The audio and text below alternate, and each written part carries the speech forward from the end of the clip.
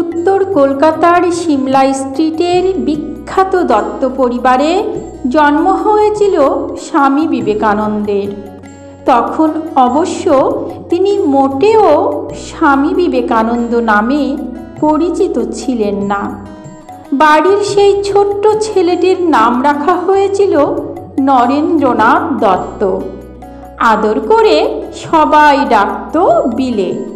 বিলের দাদু দুর্গাচরণ দত্ত ফার্সি আর সংস্কৃত ভাষায় পণ্ডিত ছিলেন। তার সাথে ছিলেন তুখোড় আইনজ্ঞ। কিন্তু মাত্র 25 বছর বয়সে তার ছেলে বিশ্বনাথের জন্ম হলে তিনি সংসার ত্যাগ করে সন্ন্যাস গ্রহণ করেন। বিলের বাবা বিশ্বনাথ দত্ত একজন জ্ঞানী গুণী মানুষ ছিলেন। তিনি ইংরেজি এবং ফার্সি ভাষায় সুপণ্ডিত ছিলেন। বাইবেল আর ফার্সি কবি হাফিজের লেখা পড়তে তিনি খুব পছন্দ করতেন। আশেপাশের মানুষজন সবাই তাকে খুব সম্মান করে চলত। তিনি কলকাতা হাইকোর্টের একজন দক্ষ আইনজীবী ছিলেন। বিশ্বনাথ দত্ত খুব দয়ালু একজন মানুষ ছিলেন। তিনি জাতি ধর্ম নির্বিশেষে সব মানুষকে সমানভাবে দান বা সাহায্য করতেন। তিনি সঙ্গীত চর্চা করতে পছন্দ করতেন। তার গানের গলা খুব ভালো ছিল। তিনি চেয়েছিলেন যে তার ছেলে বিলে গান বাজনা নিয়ে পড়াশোনা করুক, কারণ তিনি মনে করতেন সঙ্গীত মানুষকে অনেক আনন্দ দেয়। বিলের মা ভুবনেশ্বরী দেবী ছিলেন তার বাবার সুযোগ্য স্ত্রী। তিনি প্রখর বুদ্ধিমতীও ছিলেন। সবাই তাকে সম্মান করত আর সব বিষয়ে তার মতামতকে গুরুত্ব দিত। তার স্মৃতিশক্তি অসাধারণ ছিল। রামায়ণ আর মহাভারতের অনেকখানি করে অংশ তার মুখস্থ ছিল। তার স্বামীর মতো তিনিও গরিব দুঃখী মানুষদের সাহায্য করতে ভালোবাসতেন। এই রকম বাবা মায়ের কোলে 1863 সালের 12 জানুয়ারি জন্ম হয়েছিল নরেন্দ্রনাথের। যে কোনো শিশুর জীবনে তার মায়ের প্রভাব সব থেকে বেশি। নরেন্দ্রনাথ অনেক পরে জানিয়েছিলেন কিভাবে তার মা তাকে প্রথম ইংরেজি শব্দগুলো শিখিয়েছিলেন। মায়ের কাছেই তিনি বাংলা বর্ণমালা শিখেছিলেন। মায়ের কোলে বসেই বিলে প্রথম রামায়ণ আর মহাভারতের গল্প শুনে। রামায়ণের গল্প শুনে ছোট্ট বিলের এত ভালো লাগে যে সে রাম সীতার একটা ছোট মাটির মূর্তি কিনে ফুল দিয়ে পুজো করত। মাঝে মধ্যে সে রামের বদলে শিবের পুজোও করত। কিন্তু আদতে সে রামায়ণ শুনতে খুব ভালোবাসত। পাড়ায় কোথাও যদি রামায়ণ পাঠের আসর বসত, সেখানে বিলের দেখা মিলতই। ছোট্টবেলা থেকে বিলে ধ্যান খেলতে ভালোবাসত। এই খেলার মধ্যেই মাঝে মাঝে ধ্যান করতে করতে সে এমন আত্মহারা হয়ে যেত যে তার বাইরের জগৎ সম্পর্কে কোনো খেয়ালই থাকতো না। একদিন এইভাবে সে বাড়ির এক কোণায় এমন গভীর ধ্যানমগ্ন হয়ে উঠেছিল যে বহুক্ষণ তার কোনো হুঁশ ছিল না। তার বাড়ির লোক শেষ পর্যন্ত ঘরের দরজা ভেঙে তাকে ঝাঁকুনি নিয়ে তার চেতনা ফিরিয়ে আনে। ভবঘুরে সাধুদের সম্পর্কে বিলের খুব আগ্রহ ছিল। বাড়ির দরজায় কোনো সাধু এসে দাঁড়ালেই বিলে খুব খুশি হয়ে তাকে বাড়ির ভেতর থেকে যা ইচ্ছা তাই এনে দিয়ে দিত। ঘুমাতে যাওয়ার সময়ে ছোট্ট বিলের একটা অদ্ভুত অভিজ্ঞতা হতো। যেই মাত্র সে তার চোখ বুঝত, তার ভ্রু দুটির মাঝখানে এক ঝলমলে বিন্দু দেখা দিত, যা রং বদলাতে থাকতো। আর এক সময়ে সেই বিন্দুটি বড় হতে হতে যেন তারা সারা শরীরকে উজ্জ্বল সাদা আলোয় ধুয়ে দিত। এই অভিজ্ঞতার মধ্য দিয়েই ছোট্ট ছেলেটা ধীরে ধীরে ঘুমিয়ে পড়ত। বিলে ভাবত সবারই বুঝি এমনি হয়, কিন্তু এটা আসলে তার ভবিষ্যতের বিশালত্বের দিকেই নির্দেশ করত। তাই বলে ভেবো না আমাদের নরেন অর্থাৎ কিনা বিলে খুব গম্ভীর একটা ছোট্ট ছেলে ছিল। সে কিন্তু আসলে ছিল একটা খুব দুষ্টু ছোট্ট ছেলে। সে এত দুরন্ত ছিল আর তাকে মাঝে মাঝে সামলানোই এত কঠিন হয়ে পড়তো যে তার পেছনে সব সময়ে বাড়ির দুজন দাসী বহাল ছিল। তাই তার মা মাঝে মাঝে রেগে গিয়ে বলতেন, আমি শিবের মতো একটা ছেলে চাইলাম, আর শিব নিজে না এসে একটা ভূতকে পাঠিয়ে দিলেন। দুষ্টু বিলে দিদিদের বোনেদের পেছনে লাগতো, আর পেছনে তাড়া করে গেলেই খোলা নর্দমায় নেমে পড়ে তাদের মুখ ভ্যাংচাত। সে জানতো দিদিরা কিছুতেই নর্দমায় গিয়ে নামবে না। বাড়ির গরুটি ছিল তার খেলার সাথী, আর তার অন্য অনেক পুষ্যি ছিল, একটা বাদর, একটা ছাগল, একটা ময়ূর, এক ঝাঁক পায়রা, আর 2-3টে গিনিপিগ। বাড়ির কাজের লোকেদের মধ্যে কোচোয়ান ছিল তার বিশেষ বন্ধু, আর বিলে তার দেখা দেখি বড় হয়ে সহিস হতে চাইত। তার মনে হতো মাথায় পাগড়ি বাঁধা আর হাতে চাবুক নিয়ে জুড়ি গাড়ি চালানো সহিস হওয়াটা একটা দারুণ ব্যাপার। 6 বছর বয়সে নরেনকে একটি প্রাথমিক বিদ্যালয়ে ভর্তি করা হলো, কিন্তু সেখানে নানা রকমের বন্ধু বান্ধবের সাথে মিশে সে এমন সমস্ত নতুন অভব্য শব্দ বলতে শিখল যে বাড়ির লোকেদের সেই সব মোটেও পছন্দ হলো না। তাই তাকে বিদ্যালয় থেকে ছাড়িয়ে এনে বাড়িতে শিক্ষক রেখে পড়ানোর ব্যবস্থা করা হলো। নরেন্দ্র তো নিজের পড়াশোনায় এগিয়ে যেতে লাগলো। যখন অন্য ছেলের বর্ণমালা চিনতে ব্যস্ত, ততদিনে সে লিখতে পড়তে শিখে গেছে। তার স্মৃতিশক্তি ছিল অসাধারণ। তার শিক্ষক বই থেকে পড়ে যেতেন, আর সেটা শুনেই তার পড়া হয়ে যেত। মাত্র 7 বছর বয়সেই সংস্কৃত ব্যাকরণ বই মুগ্ধবোধ, 7 বছর বয়সেই রামায়ণ এবং মহাভারতের অনেকটা করে অংশ তার মুখস্থ হয়ে গেছিল। 7 বছর বয়সে নরেন ভর্তি হলো পণ্ডিত ঈশ্বরচন্দ্র বিদ্যাসাগরের প্রতিষ্ঠা করা মেট্রোপলিটান ইনস্টিটিউশনে। সেখানে তার শিক্ষকেরা সহজেই তার প্রখর বুদ্ধির আন্দাজ পেলেন, কিন্তু পরে তার ক্লাসের বন্ধুদের থেকে জানা গেছে নরেন এত দুরন্ত ছিল যে বেশিরভাগ সময়েই তাকে তার ডেস্কে দেখতে পাওয়া যেত না। নরেন তার বন্ধুদের খুব প্রিয় পাত্র ছিল। তার বন্ধুরা তাকে সবাই তাদের নেতা মেনে নিয়েছিল। তার পছন্দের খেলা ছিল রাজার বিচার সভা। একটা ক্লাস ঘরের সব থেকে উঁচু ধাপ হতো তার সিংহাসন। সেই ধাপে আর কেউ বসতে পারত না। সেখানে বসে সে তার বন্ধুদের মধ্যে থেকে মন্ত্রী, সেনাপতি, যুবরাজ, কোটাল বেছে নিয়ে নিচের ধাপগুলিতে বসাতো।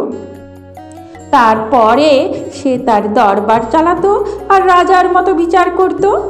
কেউ তার কথা না শুনলেই সে তার দিকে কটমট করে তাকাতো। খেলাধুলায় তার উৎসাহের অভাব ছিল না। স্কুলে টিফিনের ঘন্টা পড়লে সে সব থেকে আগে খেয়ে নিয়ে সোজা খেলার মাঠে ছুটত। রোজ নিত্য নতুন খেলা খেলতে খেলতে তার ভারী ভালো লাগতো। তাই সে বন্ধুদের নিয়ে মাঝে মাঝে নতুন খেলা বানাতো। বন্ধুদের মধ্যে ঝগড়া হলে তারা নরেনের কাছে সমস্যার সুরাহা চাইতে আসতো। নরেন কিন্তু আরও একটা প্রতিভা ছিল। ক্লাসে শিক্ষকেরা পড়াতে থাকতেন, আর তার ফাঁকে ফাঁকে সে কিন্তু বন্ধুদের রামায়ণ মহাভারতের গল্প অথবা বাড়িতে কি কি দুষ্টুমি করেছে সেই সব গল্প বলতো। একদিন ক্লাসে পড়ানোর সময়ে নরেন আর তার বন্ধুরা কথা বলছিল। মাস্টার মশাই হঠাৎ তাদেরকে জিজ্ঞেস করলেন, বলো তো আমরা কি নিয়ে পড়াশোনা করছি? অন্য ছেলেরা চুপ করে রইল, কিন্তু নরেন বলে দিতে পারল, তখন ক্লাসে কি পড়া হচ্ছিল। কি করে? কারণ নরেনের সেই অদ্ভুত শক্তি ছিল যা দিয়ে সে একসাথে একাধিক বিষয়ে মন দিতে পারত। তাই তাকে যত প্রশ্ন করা হলো সব বিষয়ে সে ঠিক ঠিক উত্তর দিল। তখন মাস্টার মশাই জিজ্ঞেস করলেন, তোমাদের মধ্যে কে কথা বলছিল? সব ছেলেরা নরেনের দিকে দেখালো। মাস্টার মশাই তো বিশ্বাসই করতে চান না। তিনি ভেবেই পেলেন না এমন ছাত্রকে কি বলবেন। তার নির্ভয় এবং কুসংস্কারহীন চরিত্র নিয়ে আরও একটা গল্প আছে। নরেন তার এক বন্ধুর বাড়ির বাগানে একটা গাছে চড়তে খুব ভালোবাসত। গাছে চড়ে সে ফুল পাড়ত, তার সাথে সে গাছের ডাল থেকে পা ঝুলিয়ে দিয়ে মাথা নিচের দিকে করে দুলতে থাকত, আর তারপরে সোজা ডিগবাজি খেত। এইসব হইচই হওয়ার ফলে সেই বাড়ির এক বুড়ো দাদু খুব বিরক্ত হচ্ছিলেন। তাই নরেনকে নিরস্ত করার জন্য তিনি ঠিক বললেন যে ওই গাছে ভূত আছে, যে কিনা গাছে কেউ চললেই তার ঘাড় মটকে দেয়। নরেন চুপচাপ কথাটা শুনল, কিন্তু সেই বৃদ্ধ যেই ফিরে গেলেন সে অমনি আবার গাছে চড়তে থাকলো। তার বন্ধুরা তো বৃদ্ধের কথা শুনে ভয় পেয়ে গেছিল। তারা তাকে বারণ করতে লাগলো, কিন্তু নরেন হেসে হেসে বলল, তুই কি গাধা রে? আরে এই বুড়ো দাদুর গল্প সত্যি হলে তো আমার ঘাড় অনেকদিন আগেই মটকে যেত রে। নরেন ছিল সবার প্রিয়। পাড়ার সব পরিবার, সে ধনী হোক বা গরিব, উঁচু হোক বা নিচু জাত, সবার সাথেই তার সুন্দর সম্পর্ক ছিল। তার কোনো বন্ধু যদি কোনো কষ্টে পড়ত তাহলে সে সবার আগে তাকে সান্ত্বনা দিতে যেত। সে এমন মজা ফুর্তি করতে পারত যে এমনকি সব থেকে গম্ভীর গুরুজনেরাও তার কথায় হেসে ফেলতেন। নরেন একঘেয়েমি একদমই পছন্দ করত না। সে বন্ধুদের নিয়ে একটা নাটকের দল খুলে ফেলল, আর তার নিজের বাড়ির ঠাকুর দালানে নাটকের অভিনয় করতে শুরু করলো। তার কিছুদিন পরে সে বাড়ির উঠোনে একটা কুস্তির আখড়া খুলে ফেলল, যেখানে তার বন্ধুরা নিয়মিত শরীর চর্চা করত।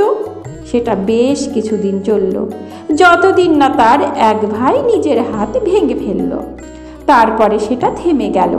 তারপরে নরেন এক পড়শির আখড়ায় গিয়ে যোগ দিল, আর এক পড়শির আখড়ায় গিয়ে যোগ দিল, আর সেখানে গিয়েই তলোয়ার চালালো, লাঠি খেলা, নৌকা চালানো আর অন্যান্য খেলা শিখতে শুরু করলো।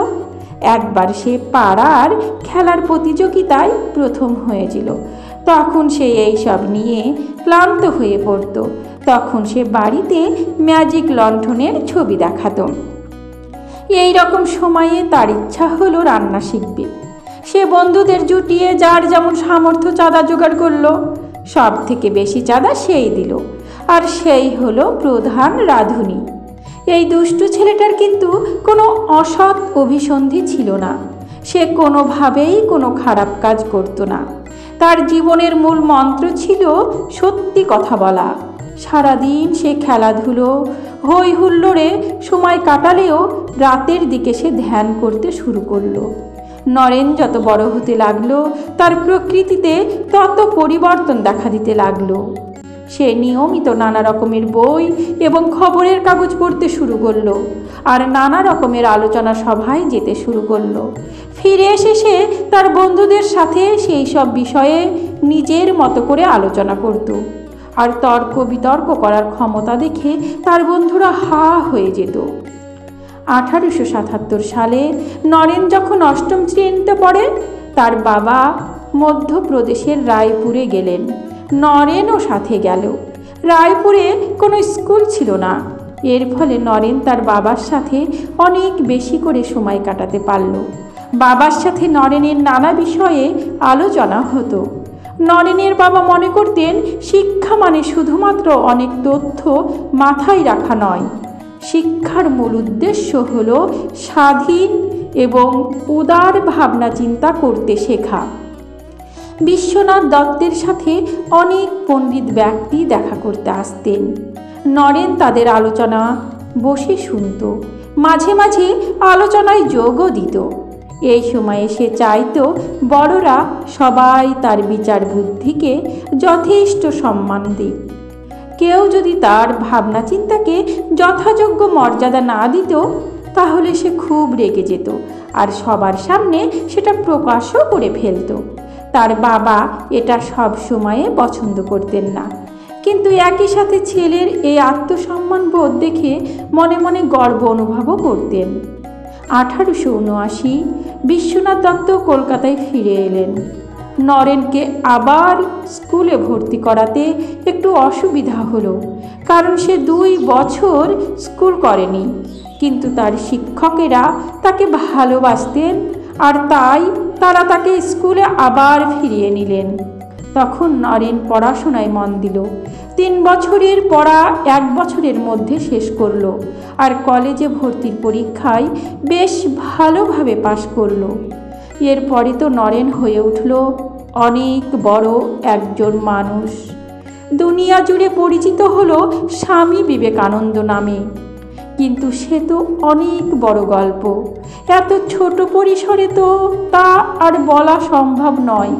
তাই সেই দুষ্টু কিন্তু বিশেষ ছেলে, যার ডাকনাম বিলে আর স্কুলের নাম নরেন্দ্রনাথ, তার গল্প এখানেই শেষ। কলমে মহাশ্বেতা রায়, কণ্ঠে আমি রোজি। আজ স্বামী বিবেকানন্দের জন্মবার্ষিকীতে আমার ছোট্ট নিবেদন, আপনাদের যদি ভালো লেগে থাকে তাহলে চ্যানেলটি সাবস্ক্রাইব করে পাশে থাকবেন। আপনাদের ভালো লাগা, ভালোবাসা ও সহযোগিতা আমার পথ চলার সঙ্গী।